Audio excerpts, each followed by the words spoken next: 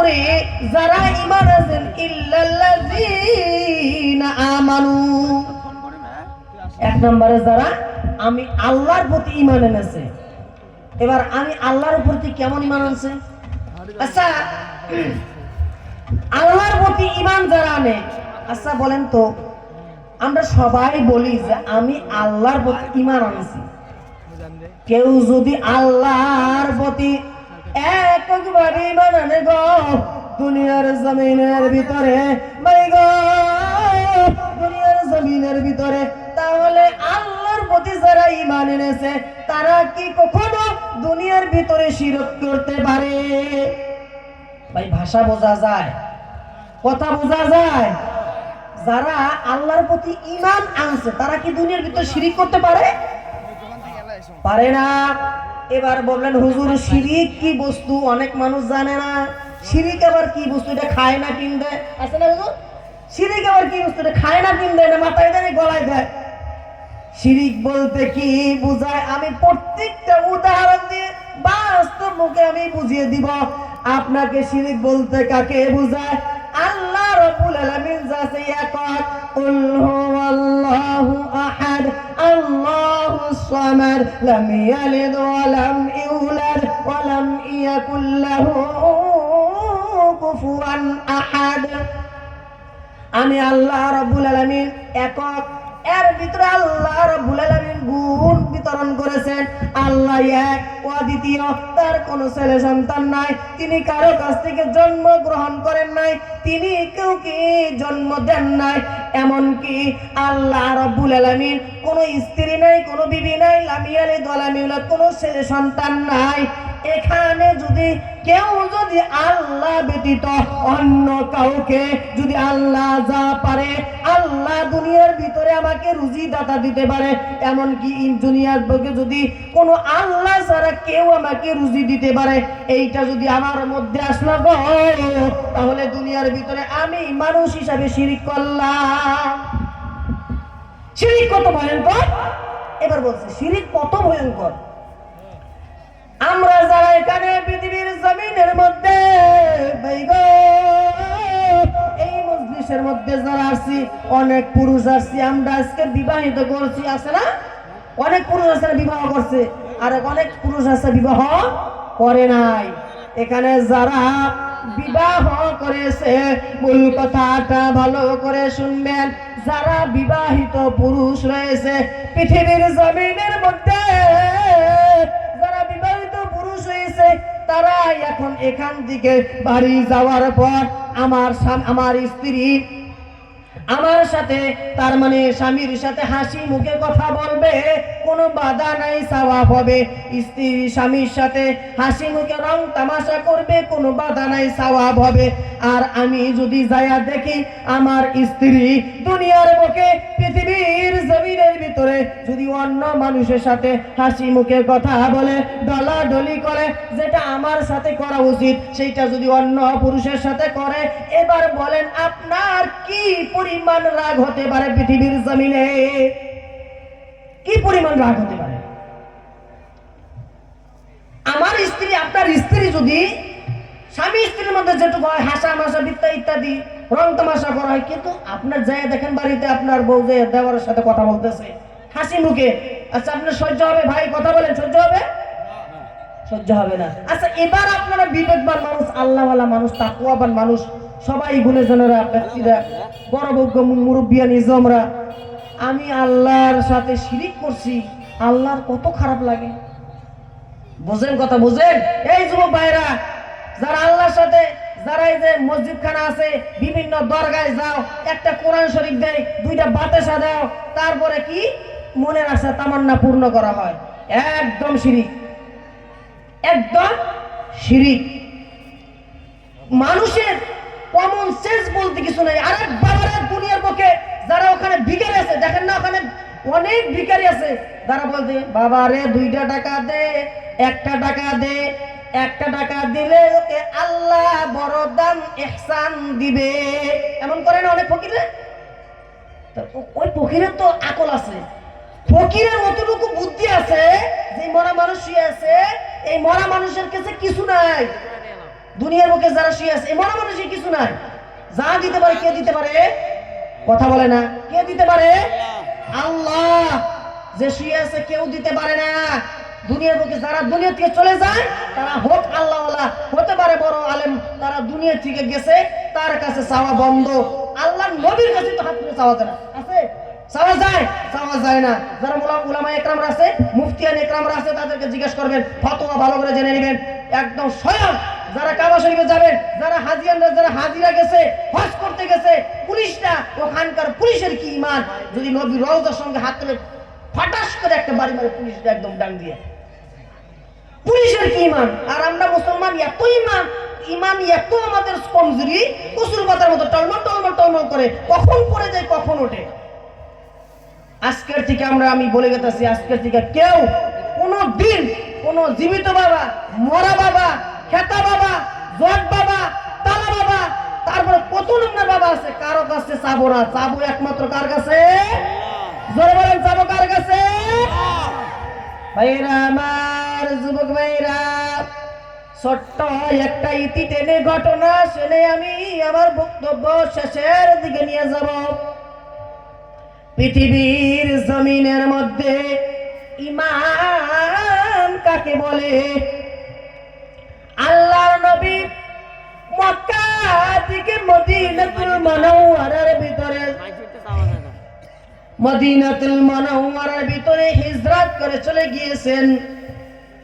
পৃথিবীর জমিনের ভিতরে কে আসরে? মদিনাতুল মুনাওয়ারার ভিতরে কে আসরে? দুনিয়ার জমিনে কে আসো এমন? আল্লাহর নবী মদিনাতুল মুনাওয়ারার ভিতরে এভাবে চলে এসেছেন।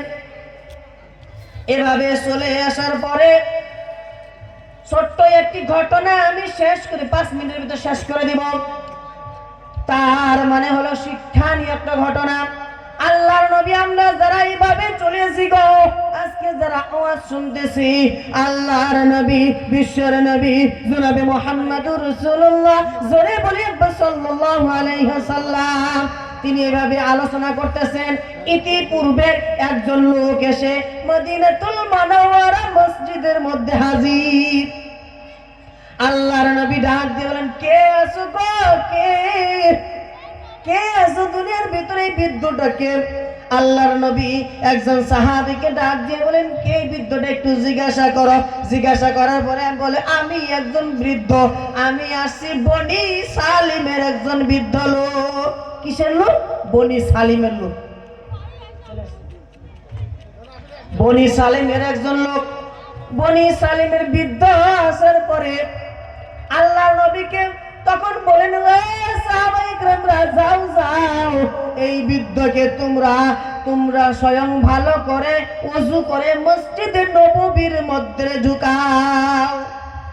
এবার আল্লাহর নবীকে ডাক দিয়া বলেন, কে হে বৃদ্ধ? আপনার বাড়ি কই? কি উদ্দেশ্য, কি জন্য আসছেন? এবার ডাক দিয়ে বলেন, বনি সালিমের ওই বৃদ্ধ বলে, আমি একজন বনি সালিমের বৃদ্ধ।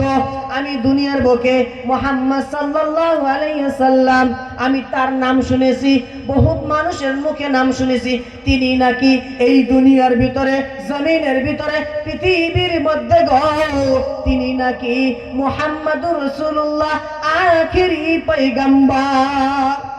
আমি তার ভিতরে এসেছি কালমা পড়তে। এবার বিশ্ব নবী জনাবে মুহাম্মদুর রাসূলুল্লাহ দুনিয়ার জমিনে আল্লাহর নবী হাত বাড়াইয়া ওই নতুন সাহাবীটাকে হাত দিয়ে দিয়েছেন। হাত দিয়ে দেওয়ার পর বলে, যুবক, দুনিয়ার জমিনে আমি আপনাকে মুসলমান বানিয়ে দিলাম।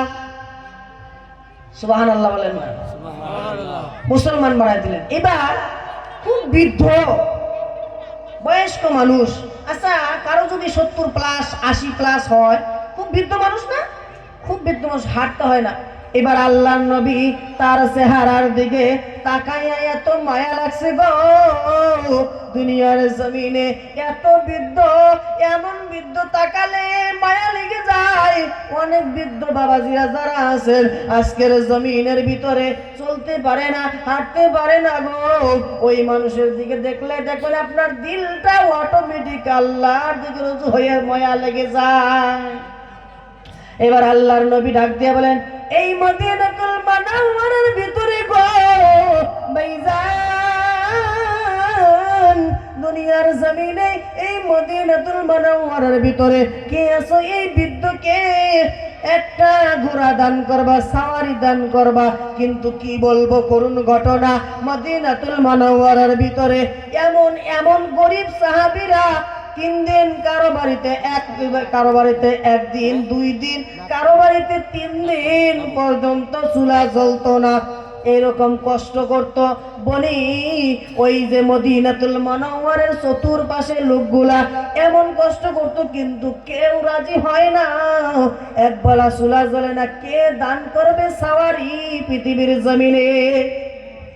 কেউ নাই। একবেলা খানায় তো আমাদের জোটে না, কারো 2 বেলা কারো 3 বেলা চুলা জ্বলে না, সেখানে কে আসে দান করে? এবার 3 দিন আগে একজন মুসলমান হয়েছে গো দুনিয়ার জমিনে, 3 দিন আগে মুসলমান হয়েছে।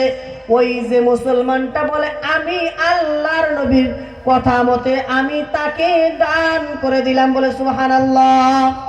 আরে কি ইমান, 3 দিন আগে মুসলমান হয়েছে, বলছে বাইরে উঠনি রাখা আছে, বহুত লম্বা কথা, সংক্ষিপ্ত শেষ করতেছি। তার মানে বাইরে উঠনি রাখা আছে, তুমি নিয়ে নাও, দিয়ে দিলাম। আল্লাহ নবী বলেছে, ঘোষণা দিছে, আমি দিয়ে দিলাম। এবার 2 নম্বরে কে আছো? এই ব্যক্তিটাকে মনে হইতাছে এই ব্যক্তিটা কোনো কাপড় জামা নাই, শুধু লজ্জাস্থান ঢেকে আছে। কে আছো মদিনাতুল মুনাওয়ারার ভিতরে গো? কে আছো তোমরা? এই ব্যক্তিকে, এই বৃদ্ধ সাহাবীকে, বনি সালিমের এই বৃদ্ধকে কে আছো রে? একে একটা বস্ত্র দান করে দিবেন। কে আছো? বস্ত্র দান করবেন। এবার কেউ নাই। এখন সর্বশেষ বলতেছে আল্লাহর নবীর জামাতা হযরত আলী রাদিয়াল্লাহু তাআলা আনহু, তিনি বলছে আমি মাথার পাগড়ি তাকে দান করে দিলাম, বলে সুবহানাল্লাহ। এবার বৃদ্ধর দিকে তাকায় দেখে বৃদ্ধ ক্ষুধার্ত ভাব। মানুষের যদি আমরা যারা ক্ষুধা লাগে, আমরা মানুষের মুখ দেখলে বুঝিবে না, মুখটা শুকনা শুকনা লাগে, কেমন যেন লাগে, হ্যাঁ পারি না এরকম। এবার আল্লাহর নবী, বিশ্বের নবী জনাবে মুহাম্মদুর রাসূলুল্লাহ সাল্লাল্লাহু আলাইহি ওয়াসাল্লাম, কে আছো রে এই মদিনাতুল মুনাওয়ারার ভিতরে? কে আছো? এই বৃদ্ধ বনি সালিমের বৃদ্ধটাকে 1 লোকমা খানা খাওয়াইয়া দিবা। কেউ নাই, কেউ নাই, চতুর্দিকে কেউ নাই। সর্বশেষ আল্লাহর নবীর একজন প্রিয় সাহাবী সালমান ফারসি রাদিয়াল্লাহু তাআলা আনহু, তার নাম। কেউ নাই। আল্লাহর নবীকে ডাক দিয়ে বলেন, নবী গো, কেউ যদি না থাকে আমাকে দায়িত্ব দিয়া দেন। আমাকে দায়িত্ব দিলে আমি তাকে ওই পুরা শহর মদিনাতুল মুনাওয়ারা শহরে সব বাড়িতে যাব আর বলবো একজন কে আছে রে? আমার বিশ্বের নবী জনাবে মুহাম্মদুর রাসূলুল্লাহ সাল্লাল্লাহু আলাইহি ওয়াসাল্লামের তেনার একজন মেহমান আছে, কে আছে? এক মুষ্ট খানা খাওয়াইয়া দিবা। সব বাড়িতে ঘুরছে, কিন্তু কেউ দিতে চায় না, তারা নিজেরই তো চলে না, নাই দিবে কোথেকে, ঠিক না? এবার কথা হলো পৃথিবীর জমিনের মধ্যে ওই যে বনি সালিমের বৃদ্ধ লোক, তাকে সঙ্গে করে নিয়ে, তিনাকে সঙ্গে করে নিয়ে চলে গেলেন আল্লাহর নবীর কন্যা হযরতে ফাতিমা রাদিয়াল্লাহু তাআলা আনহার কাছে। জোরে বলি সুবহানাল্লাহ। এবার ফাতেমাকে ডাক দিয়ে বলেন, এ ফাতেমা গো, সালাম দিলেন একবার সালাম দিলেন, জবাব নাই। 2 বার সালাম দিলেন, জবাব নাই। 3য়বার সালাম দিলেন, কোনো জবাব নাই। এবার 3য়বারের সঙ্গে আস্তে করে সালামের জবাব দিলেন। এবার কোনো কথা নাই, কি ব্যাপার? ইতিপূর্বে সালমান ফারসি রাদিয়াল্লাহু তাআলা আনহু, ইতিপূর্বে আল্লাহ নবী বহুত কথা নিয়ে আসছিল, বহুত কথা নিয়ে আসছিল, কিন্তু একবার বেশি সালাম দিতে হয় নাই, একবার বেশি সালাম দিতে হয় নাই। কিন্তু শেষ করে দিচ্ছি 1 মিনিট। এই ঘটনা ইতিপূর্বে কি ব্যাপার 2য়বার 3য়বার সালাম দিতে হয় নাই, কিন্তু এবার 3য়বার সালাম দিতে হইলো। এবার ডাক দিয়ে বলেন, কি জন্য আসছো? কি জন্য আসছো তুমি? বলছে আমি আসছি, কি জন্য এটা বলছি পরে, আমি কি জন্য আসছি এটা বলছি পরে। তবে আমি আপনার কাছে শুনতে চাই যে আপনি ইতিপূর্বে বহুত আসছি, কিন্তু প্রথম সালামই আপনি দিতেন, আপনি দরজা খুলে দিচ্ছেন, কিন্তু দ্বিতীয় তৃতীয়বার আপনি কেন সালাম দিয়ে লাস্টে আস্তে করে উত্তর দিলেন, এটা বলে আমি শেষ করি। ঠিক আছে ভাই? আমার ভাইরা, পৃথিবীর জমিনে হযরতে সালমান ফারসি রাদিয়াল্লাহু তাআলা আনহু তিনি যখন ইতিমধ্যে চলে গেলেন, আপনার কাছে আল্লাহর নবীর কন্যা হযরতে ফাতিমা রাদিয়াল্লাহু তাআলা আনহুর কাছে এই ঘটনা জানতে চাইলেন। তিনি বললেন, দুনিয়ার জমিনে কে সরে কে সরে, দুনিয়ার জমিনে আমি প্রথম সালাম শুনেছি, দ্বিতীয় সালাম শুনেছি, কিন্তু আমি জবাব দিব এমন শক্তি আমার ভিতরে নাই, কারণ আমার বাড়িতে 3 দিন ধরে কোনো চুলাই জ্বলে না। আল্লাহু আকবার, কি অবস্থা ছিল! 3 দিন ধরে কোনো চুলাই জ্বলে না। এবার কথা হলো, এবার বলতেছে কি কাজে নিয়ে গেছে। আচ্ছা, কি কাজ নিয়ে গেছে? একজন মেহমানকে নিয়েছে। বুঝলেন, এই যে লাস্ট কথা, এই মূল কথাটা। সঙ্গে নিয়ে গেছে কাকে? একজন মেহমানকে। মেহমানকে সঙ্গে নিয়ে গেছে কি করতে? খানা খাওয়াইতে তার বাড়িতে। অথচ আমি যদি আপনার বাড়িতে নিয়ে যাই, যে মেহমানটা নিয়েছে, আপনি আমাকে বলতেছেন কি আমার 3 দিন ধরে আমার বাড়িতে চুলা জ্বলে না, ইমাম হাসান হোসেন আমার সন্তানটা কি না খেয়ে আছে। লম্বা ঘটনা ছোট করে দেই। তো কথা হইল, এবার বলে কি করে? আশ্চর্য, আমি বলবো কি? এবার তো আল্লাহ নবীর কন্যা, বলতেই হবে। এবার ভাইরা আমার, পৃথিবীর জমিনে হযরতে ফাতিমা রাদিয়াল্লাহু তাআলা আনহা বলছেন, আপনি বলুন বলুন কি জন্য আসছেন আপনি বলুন। বলছে, আমি তো আসছি, আপনার বাবার একজন বৃদ্ধ সাহাবী আজকে মুসলমান হয়েছে, আপনার বাবার হাতে হাত রাখিয়ে মুসলমান হয়েছে। তিনি বহুত ক্ষুধার্ত, তিনি বনি সালিম থেকে একজন বৃদ্ধ লোক আসার কারণে, বৃদ্ধ মানুষ 2 দিন ধরে টুকটুক টুকটুক করে হাঁটিয়ে আসছে, তিনি কোনো খাবার নাই। এখন বলেন এই মানুষটা কিভাবে আমি দিব? এবার বলতেছে, আমার সন্তান ইমাম হাসান হুসাইন 2 দিন 3 দিন ধরে খানা খায় না, পিঠার কাতরে, পেটের ক্ষুধার কাতরে কেউ ঘুমিয়েছেন, কেউ পড়ে গেছেন। এমন কষ্টের ভিতরে হযরতে ফাতিমা রাদিয়াল্লাহু তাআলা আনহা তিনি দুনিয়ার জমিনের মধ্যে বলছে, আমাকে আব্বা একটা চাদর দিয়েছিল, যাও আমার বাবার মেহমানকে দুনিয়ার বুকে আমি ফিরাইতে পারবো না, যাও এই চাদরটা নিয়ে ওই যে যারা কাফেররা আছে, যারা টাকাওয়ালা আছে, তাদের কাছ থেকে নিয়ে যাও, তাদের কাছ থেকে দুনিয়ার বুকে টাকা নিয়ে এসে ওই মেহমানকে খানা খাওয়াও। কথা, তাহলে এত কষ্টের ভিতরে যারা আল্লাহর নবীর ভিতরে কিরকম মহব্বত করতো, আল্লাহ নবীর একটা করে কথা। ইনশাআল্লাহ সময় সংক্ষিপ্ত, যাই হোক, মূল্যবান যারা বক্তারা আছে আপনাদের সামনে